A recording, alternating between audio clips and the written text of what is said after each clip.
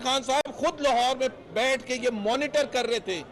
इसी तरह से 197 मेंबर्स यहाँ नेशनल असेंबली के एक तरफ बैठे हुए और इमरान खान के पास 140 मेंबर्स हैं, लेकिन वोट काउंट नहीं होने दिया। डिप्टी स्पीकर को हुक्म दिया गया, जिसका फैसला इंशाल्लाह ताला हमारे हक में आएगा और पूरा पाकिस्तान देखेगा कि ये सिर्फ ये नहीं है कि ये जमहूरियत की नफी है। हम आदत तो हमारा काम हो चुका है, हमने इमरान खान की हुकूमत को घर भेज दिया है।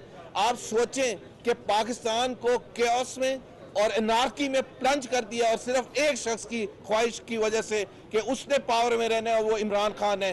कोई हुकूमत नहीं है इस्लामाबाद में इस वक्त, कोई हुकूमत नहीं है लाहौर में इस वक्त। कभी पाकिस्तान में ऐसा निज़ाम हमने देखा है? 4 साल में जो तबाही मचाई थी मईशत के हवाले से, अब इस वक्त बगैर किसी हुकूमत के पाकिस्तान चल रहा है। पूरा सबसे बड़ा सूबा पंजाब चल रहा है। पाकिस्तान की फेडरल हुकूमत यहाँ कोई नहीं है।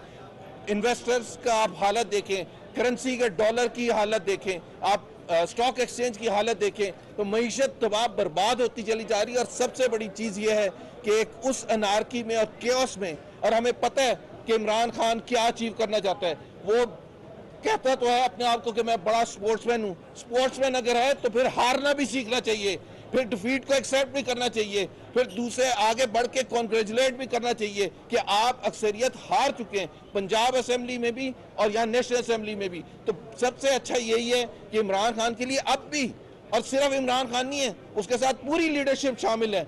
क्योंकि चाहे वो डिप्टी स्पीकर थे यहाँ असद कैसर साहब थे, असद कैसर अगर नहीं शामिल होना चाहते थे तो बयान दे, खुल के बयान दे कि मैं इसमें शामिल नहीं था। और दूसरे जो लीडरशिप है, फवाद चौधरी और जितने भी उनके आसपास होते हैं, सारे कंट्री को प्लंज कर दिए एक अनार्की में, एक केओस में। कभी पाकिस्तान में ऐसा कोई सोच सकता था कि पाकिस्तान में कोई हुकूमत ही नहीं होगी? अगर आपके बाहर के इन्वेस्टर्स हैं वो पूछ रहे हैं कि हम किससे बात करें। पाकिस्तान में फेडरल हुकूमत को कौन रिप्रेजेंट करता है? पाकिस्तान में पंजाब हुकूमत को कौन रिप्रेजेंट करता है? तो तबाही जो 4 साल में थी उसकी और ज्यादा मजीद छोड़ के भी जब जा रहे हैं, हालांकि हुकूमत चली गई है और ये ऑपोजिशन हम क्रेडिट लेते हैं, ये खुशियां मना रहे हैं, हमने भेजे घर। आज से 1.5 महीना पहले कभी कहते थे कि मैं तो 2028 तक मुझे कोई नहीं हिला सकता?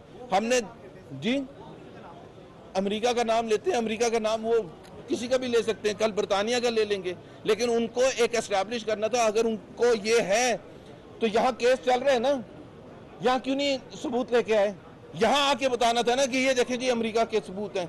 यहाँ आके बताना था, ये केस तो यहाँ चल रहा है कि जी ये इसलिए हमने ब्लॉक किया था काउंट होने से कि ये एविडेंस है हमारे पास, ये शवाहिद हैं और इसकी बुनियाद पर अमेरिका इन्वॉल्व था और ऑपोजिशन इन्वॉल्व थी।